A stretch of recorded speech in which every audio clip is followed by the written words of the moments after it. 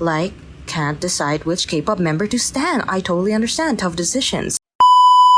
Hello, are you new to MediBang? Well, I got you covered. So first and foremost, MediBang is free, and personally I think that the program is very lightweight and it does not place such a huge burden on my laptop like Clip Studio does, so I continue to use MediBang, and plus those who have been accustomed to using File Alpaca will find MediBang relatively easier to use. So if you're ready to commit to MediBang, I'm gonna need a signed copy of your house permit, your firstborn child. I'm just kidding. Anyways, I'm gonna be giving you 5 newbie tips on how to use MediBang. Number 1, it's a very important tool for beginners, and that's the Navigator Tool. It's nice knowing that you draw well on paper, but have you tried flipping your image?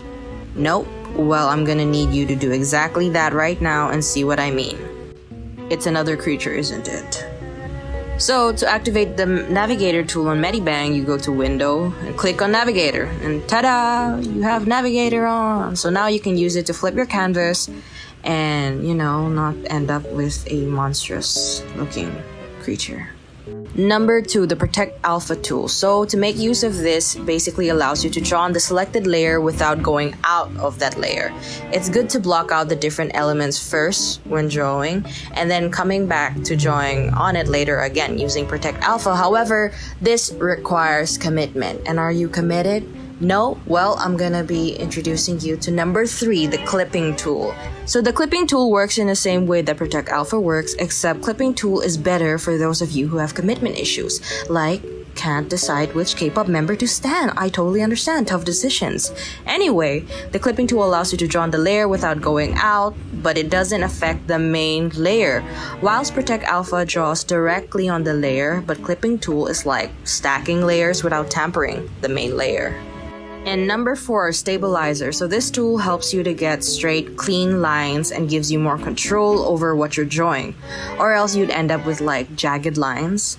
But I personally like feathered lines when I'm sketching because it helps me see different point of views that, different lines can provide. However, that's only for sketching.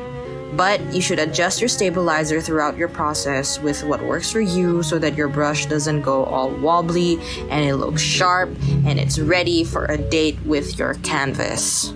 Last but certainly not the least, because that's all I can think of right now, just 5 tips, is the Timelapse.